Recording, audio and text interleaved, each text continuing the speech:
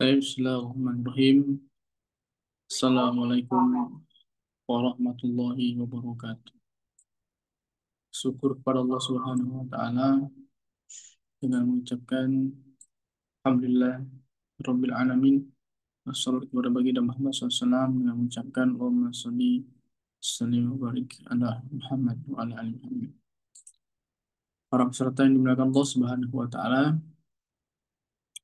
insyaallah hari ini kita masuk ke dalam pembahasan selanjutnya ya, terkait tentang makharijul huruf atau tempat keluarnya huruf. Yang pertama yang kita bahas ya, sebagaimana yang kemarin sudah kita jelaskan juga, yaitu al-jauf. Ya, nanti selanjutnya yang kedua al-halqu. Ya, nanti sampai yang terakhir yaitu al-khayshum. Baik, kita langsung ya membahas terkait tentang al-jauf. Para peserta yang dimuliakan Allah Subhanahu wa taala, sebagaimana sudah kami share di layar bahwa al-jauf itu tentunya ketika kita mengucapkan huruf-huruf ya, yang keluar daripada al-jauf, ya, maka dia tidak ada sama sekali keterkaitannya dengan rongga lainnya. Ya, artinya ketika makhraj daripada suatu huruf itu sudah ditentukan atau telah ditentukan dari zaman ke zaman, gitu ya, maka ya begitulah makhrajnya. Ya. Makanya kalau misalkan ya zaman dahulu ya para masyayikh kita dan lain sebagainya ya, telah meneliti, membuat kitab dan lain sebagainya, maka zaman sekarang ini jangan ditambah-tambah. Ya, karena banyak orang ya yang menambah-nambah, padahal kita hanya perlu mengikuti ya sesuatu yang sudah ada, yang tentunya tidak ada kedustaan di dalamnya, dan mayoritas ulama tajwid ya mengakui hal demikian. Baik, kita kembali ke makhraj rongga dalam atau al-jauf. Yang pertama adalah alif ya, alif. Ya, jadi ketika ada alif, lalu ada waw, lalu ada ya, yang kesemuanya ini ya disukunkan. Ya, contohnya adalah alif sebelumnya ada huruf yang berharokat fathah. Misalkan huruf mim menjadi dibaca dua harokat ma. Lalu ada huruf waw sukun sebelumnya huruf yang berharokat doma. Mu, mu. Lalu ada huruf ya, ya yang disukunkan yang sebelumnya harokat hurufnya yaitu apa? Kasro. Misalkan mi, mi. Nah, keluarnya ini melalui apa? Al-jauf atau rongga bagian dalam. Ya, sebagaimana daripada foto, ya, bisa dilihat di sini. Walaupun masing-masing lidah tentunya nanti berbeda sesuai dengan apa? Sesuai dengan kadar kadar sifatnya, ya, sesuai dengan kadar sifatnya dan juga daripada kadar apa? Makhrajnya. Karena ada juga huruf-huruf yang nanti ketika disebutkan ternyata makhrajnya dari lisan, ya, dari lisan. Baik, kita sudah praktekkan tadi ya terkait al-jauf. Kesalahan umum orang-orang yang ketika mempraktekkan huruf ini adalah dia memasukkannya ke al-khayshum. Ya, memasukkan huruf tersebut ke dalam hidung. Nah, ini yang luar biasa kita temui ya. Bahkan banyak juga santri-santri kami yang sudah hafal Quran, ya ikut lomba sana sini, juara dan lain sebagainya. Bahkan imam-imam khotib-khotib Jumat. Ini kadang tidak sadar karena kami sendiri juga pernah di fase yang sedemikian. Ya, sedemikian. Karena apa? Karena kebanyakan dari kita ketika sudah selesai belajar dengan satu guru, misalkan, ya, kita sudah merasa cukup. Nah, ini sebuah kesalahan ya. Belajar itu terus menerus ya. Dari satu guru ke guru lainnya, dan sebegitu seterusnya. Contohnya bagaimana Ustadz yang masuk ke dalam hidung? Ya Allah Subhanahu wa taala berfirman misalkan di surah Al-Fatihah. Misalkan kita menyebutkan awal Al-Fatihah ya. Bismillahirrahmanirrahim. Nah, ketika kita menyebutkan ya nah, makhraj tentunya makhraj huruf ha di tengah tenggorokan ya, lalu ada ya mad dia ya, yang dari al-jauf sehingga tidak ada satu huruf pun yang ketika kita sebutkan daripada kalimat tersebut ya mengandung daripada sifat-sifat atau makhrajnya al-khayshum di mana sifatnya gunnah ya biasanya yang masuk ke dalam hidung. Tapi kebanyakan dari kita tanpa sadar ya mengucapkan him biasanya itu masuk ke dalam al-khayshum atau masuk ke dalam rongga hidung. Misalkan saya contohkan yang masuk ke dalam rongga hidung. Allah, Ar-Rahim, Ar-Rahim. Nah, ketika ditutup hidungnya, maka langsung apa? Ya nggak bisa bersuara. Atau suaranya apa bahasanya? Bindeng. Him. Ya, yang benar adalah Ar-Rahim. Nah, Ar-Rahim. Ya, tanpa ada terganggu suara ketika kita pencet hidungnya. Sama juga, kadang kita nggak terasa ketika kita mengucapkan huruf alif maddiyah. Maliki, ma. Ya, walaupun huruf mim di situ adalah huruf yang memiliki sifat dengung tentunya, tapi ketika dia masuk alif maddiyah, maka tidak ada dengung di situ. Ya, tidak ada apa, tidak ada gunanya di situ. Ya, ma, ma. Ya, jadi harus hati-hati ya. Maliki. Dan kadang kebanyakan dari kita ketika mengucapkan huruf mad, ya, terutama huruf alif maddiyah ini, ya, ada tambahan huruf, lalu ada alif maddiyahnya, biasanya masuk ke dalam al-khayshum. Nah, ini merupakan suatu kesalahan yang kita harus was-was, harus hati-hati. Kenapa begitu? Karena kita sudah belajar ya. Bagi kita yang belajar, ya kita sudah menyempurnakan hari-hari kita dengan belajar Al-Quran. Ya, bukan seperti orang awam ya, yang tanpa belajar, maka itu aib bagi kita.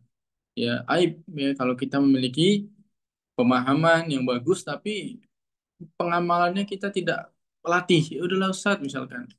Orang sebutkan, udah Ustaz, saya gak usah, apa namanya, capek-capek Ustaz. Yang penting saya sudah belajar, berusaha. Tapi nggak mau serius untuk belajar mempraktekkan. Ya, nggak mau serius untuk belajar senantiasa mengamalkan ilmu tajwid yang sudah dipelajari. Ya, ini sebuah aib. Ya, tentunya kita inginnya, ya, apalagi ini adalah Al-Quran, ya, mukjizat dari Allah Subhanahu Wa Taala kepada kita, ya, yang ditujukan kepada kita. Kita lihat bagaimana mukjizat dan Al-Quran yang dimana Rasulullah SAW pada saat itu menerima. Masa kita nggak mau serius? Ya, masa kita nggak mau serius? Makanya harus serius, jangan menggampangkan. Tapi di sini ada tanbih ya. Huruf-huruf mat dikaitkan dengan seluruh aliran suara karena huruf-huruf tersebut keluar dengan tekanan suara paling sedikit. Sehingga yang pertama di sini apa? Faikun nulisan ya fi wad'i roha fil alif. Lidah berada di posisi saat melafalkan alif. Ya, yang kedua, bagian tengah lidah terangkat ya, saat apa? Saat ini bisa dilihat di sini ya, saat mengucapkan apa? Mengucapkan huruf ya. Yang ketiga, bagian ujung lidah terangkat saat melafalkan wawu disertai penggabungan dua lidah. Ya, artinya di sini kita bisa melihat ya, ada peringatan walaupun dari al-jauf tetapi nah, paling tidak ada berpengaruhnya terkait tentang makhraj masing-masing. Ya, ini sudah saya jelaskan tadi. Baik, selanjutnya adalah waw dan ya yang bukan mat dikaitkan pada makhraj masing-masing. Karena tekanan suara pada keduanya lebih banyak daripada saat dibaca panjang. Ya, wallahu alam. Sekarang kita pindah ke al-halq. Apa itu al-halqu? Yaitu huruf-huruf tenggorokan. Ya, huruf-huruf tenggorokan. Baik. Di sini kita bisa lihat ya, daripada huruf-huruf tenggorokan, ya, kita harus memahami dulu di awal bahwa huruf tenggorokan itu terbagi ya di tiga tempat setidaknya. Yang pertama adalah bagian tenggorokan yang paling dalam, ya. Bagian tenggorokan yang paling dalam atau sebutan dalam bahasa Arab namanya al-qasal halqi. Ya, makhrajnya apa itu Ustaz? Hurufnya Ustaz. Yang pertama adalah hamzah dan al-ha'u. Ya, hamzah dan al-ha'u. Selanjutnya ada yang namanya bagian tengah tenggorokan, wasatul halqi.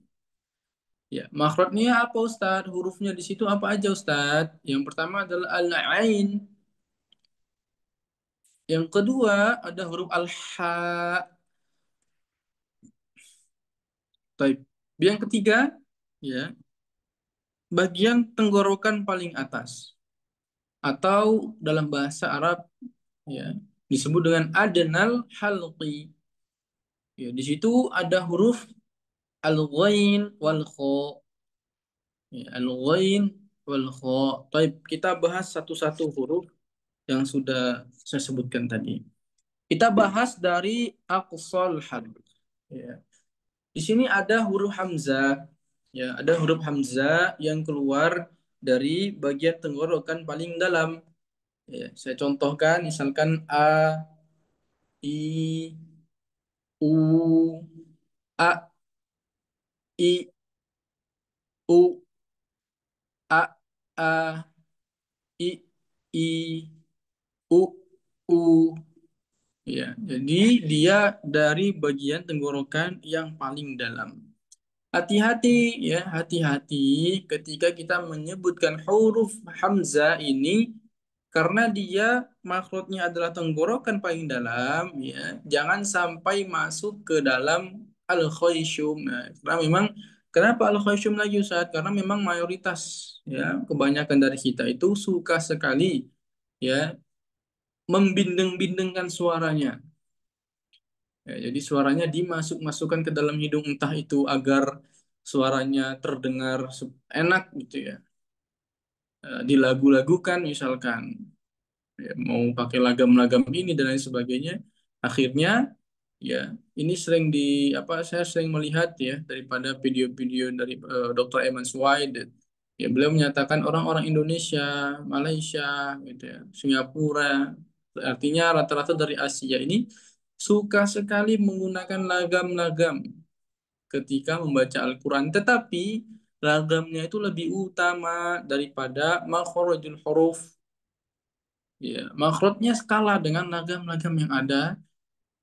Ya. Padahal kewajiban daripada membaca Al-Quran adalah lebih menekankan kepada makhraj huruf tersebut. Karena kalau sudah salah makhraj, salah arti, salah makna, salah tafsir, eh, ini sangat berbahaya. Makanya misalkan kita mengucapkan ta'awudz dia. Nah, kalau misalkan masuk dari hidung itu sudah sangat terasa dan itu kalau misalkan sudah terbiasa itu susah ya sangat susah untuk em, ya mengembalikannya. Nah, ya, sangat susah ya karena itu sudah terbiasa. Contohnya adalah ketika kita masukkan ke dalam hidung. Bagaimana contohnya saat ya audu a a ya.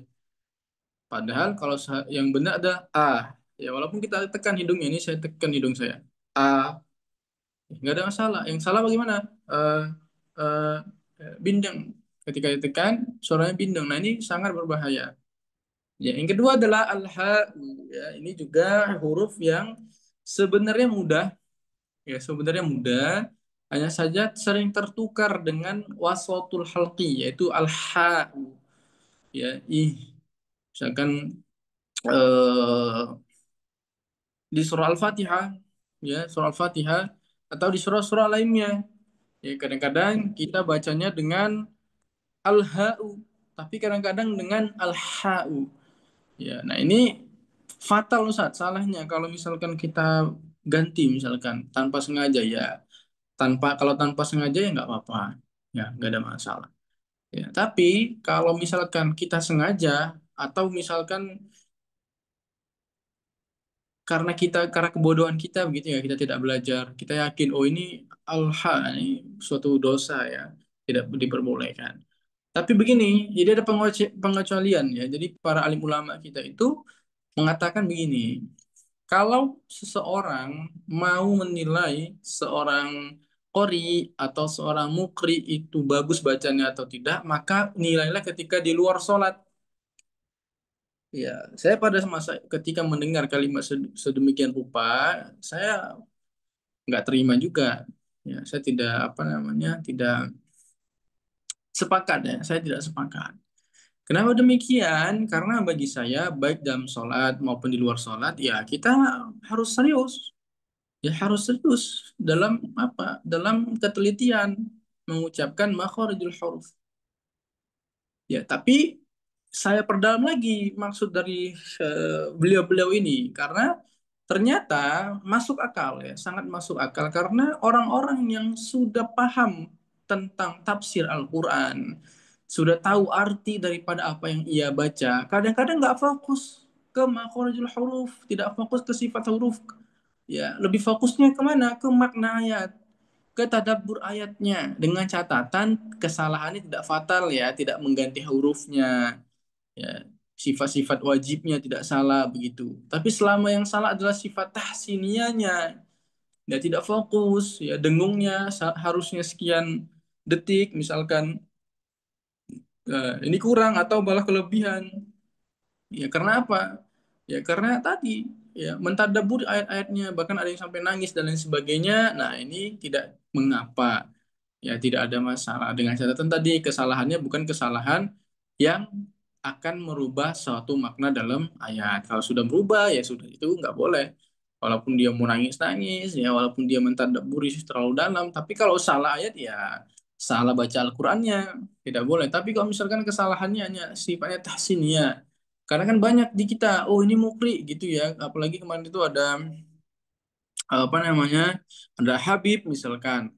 Ya ada Habib yang pernah ditanyakan juga ke saya, bagaimana Ustaz menurut antum? Ya tadi, ya kita bisa menilainya dalam dua situasi. Ada juga kemarin ya Syekh Ahmad Syarawi ya, Syekh yang luar biasa, keilmuannya yang saat ini memiliki sangat sangat tinggi sampai Rasulullah bahkan di Indonesia sering diundang. Tapi ketika beliau baca Al-Quran, ya kita mendengarnya banyak orang yang saya lihat komentarnya ya mereka mengatakan oh tidak fasih ya syekhnya dan lain sebagainya. Nah ini kita harus apa ya? Harus memiliki pemahaman lebih lah ya ketika dalam sholat atau di luar sholat karena kebanyakan orang-orang yang sudah memahami makna tadabbur dan sebagainya itu ketika membaca Al-Quran di dalam sholat itu pasti kurang dia ya kurang dia kurang kecuali memang dari awal dia gak fokus ke ayatnya jadi dia hanya fokus ke makhrijul huruf terutama makanya di Indonesia itu kan banyak santri-santri ya yang hafal Al-Quran bacanya bagus jadikan imam dibanding daripada ustadz-ustadz kibarnya. Kenapa begitu ya? Karena mereka nggak paham apa yang mereka baca, tapi mereka fokus ke tajwid yang mereka baca. Ini saya sepakat juga sebenarnya ya. Jadi pesantren-pesantren, apalagi majelis taklim dan lain sebagainya, ya hendaknya ya masjid-masjid yang mendatangkan imam-imam yang memang berfokus ya berfokusnya apa? Fokusnya kepada tajwid, al-qiraat dan lain sebagainya. Ya, sehingga ketika kita misalkan khutbah Jumat ya, kita mendengarkan khotib dengan baik, imamnya juga enak, ya alhamdulillah ya, sholatnya juga enak begitu. Karena kebanyakan khotibnya bagus, tapi ketika beliau imam, Allahu Akbar ya, kesalahannya itu bukan hanya kesalahan tahsiniyah, tapi kesalahan fatal ya, kesalahan fatal, huruf-huruf yang tertukar ya, dan lain sebagainya. Nah, ini harus hati-hati. Baik, selanjutnya kita masuk ke tengah tenggorokan, yaitu huruf ain. Nah, ini juga sama. Kesalahan daripada huruf ain, ya rata-rata apa? Ya masuk ke dalam hidung. Ini susah. Banyak orang ini sampai nyerah ya. "Ah, Ustaz, saya udah nyerah, Ustaz. Saya nggak bisa mengucapkan huruf ain. Karena selalu masuk ke dalam hidung dan lain sebagainya. Nah, ini tidak boleh nyerah. Yang penting kita senantiasa berusaha terus, maksimal berusahanya. Insya Allah nanti Allah mudahkan. Huruf Ain ini memang menurut saya juga ya huruf yang luar biasa. Awalnya juga dulu saya ketika mengucapkan huruf Ain ya bersama para teman-teman ketika bertalaki ini juga luar biasa susahnya. Ya, luar biasa susahnya. Tapi ya dilatih terus, ya dilatih terus. Karena karena apa ya? Ya suaranya terasa di hidung begitu. Nah, ini yang tidak diperbolehkan. Misalkan seperti au, au, au, ya. Misalkan kalau masuk dalam hidung, au, o, ai, ah. Nah, misalkan. Nah, ini nggak boleh. Padahal seharusnya tanpa masuk sedikit pun ke dalam hidung. Ai, au, ini saya tekan ya. Au. Nggak ada masalah ya, nggak ada urusan dia, nggak ada urusan di khayyum. Jadi kita harus hati-hati. Apalagi tadi ya ada hamzah, ada ain ya, ketika kita mengucapkan lafaz a'udzu itu kan ada hamzah, ada ainnya di situ, lalu ada waw maddiyahnya di situ. Nah, sudah. Jadi tiga tiga huruf yang biasanya masyarakat itu salah, yaitu apa salahnya? Memasukkan khayyum berkumpul. Wah, makanya kadang-kadang kalau kita bertalaki dengan masaih gitu ya, kita langsung talaki offline, kita datang ke masaih atau saikho atau seikhla. Itu biasanya di ta'awud aja sudah luar biasa ya susahnya. Kenapa? Karena ya tadi ya tidak latihan dengan benar. Apalagi di situ terkumpulnya tiga huruf, yang tiga huruf tersebut rata-rata mayoritas dari kita masuk ke dalam apa? Al-khayshum. Jadi harus hati-hati. Selanjutnya adalah huruf al-ha. Nah, ini huruf yang gampang-gampang mudah. Ya, huruf yang gampang-gampang mudah. Kenapa saya sampaikan huruf ini gampang-gampang mudah, Ustaz? Karena huruf tersebut kadang-kadang dia ada tambahan-tambahannya. Contohnya bagaimana Ustaz? Misalkan wadduha. Jadi orang ketika membaca al-ha, dia menambahkan hamzah. Ya, ini sering sekali terjadi. Ya, wadduha. Tanpa sadar ya, ya ada sifat apa di situ? Ada sifat syiddahnya hamzah. Wadduha. Nah, nah, ini kita harus apa? Harus hati-hati. Ya, ingat keluar daripada tengah tenggorokan hi, hu, ya, jangan juga sampai masuk ke dalam rongga hidung. Ha, hi, hu. Ya. Baik, selanjutnya adalah adnal halq. Ya, ini bagian yang terakhir ya. Bagian tenggorokan paling atas ya, dekat sekali dengan pangkal lidah dan langit-langit mulut ya. Jadi kita harus hati-hati ketika mengucapkan huruf tersebut, dan ada satu huruf yang luar biasa susahnya ya bahkan sampai detik ini ya kadang-kadang banyak orang yang berdebat ya, saya melihat banyak orang yang berdebat terkait tentang huruf al-kha'u ya. Jadi ada yang mengatakan bahwa saya bertalaki dengan masyayikh ini kok-nya itu ngorok ya, gimana ya, ngorok ya, ya mungkin antum sudah pernah mendengar ya, masyarakat biasanya seperti itu.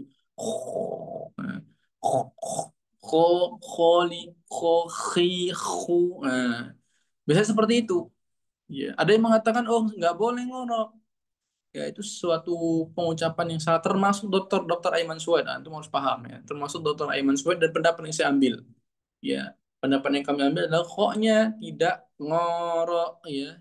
Kho, khi, hu, kholidina, kho. Jadi ada apa ya? Kalau bahasa mudanya bagaimana bisa cara menyebutkan kho, tapi ngoroknya itu tidak apa ya? Tidak kho. Wah, tidak kasar ya, kasar sekali itu bagaimana Ustaz? Ya, ada tekanan dari dalam diri kita yang cukup kuat ya. Jadi butuh effort ya ketika mengucapkan huruf tersebut. Tidak hanya tidak, tapi ada tekan dari dalam. Kok. kho, kho. Lalu dia sifat isti'la ya, maka lidahnya terangkat kho, kho, kho, kho, khi, hu, bukan kho, khi, hu. Nah, ini harus hati-hati. Ya, ini perlu apa namanya? Perlu latihan ya, perlu latihan, perlu latihan. Tapi huruf ghain juga sama ya. Huruf ghain ini kadang-kadang ketukar dengan huruf kho.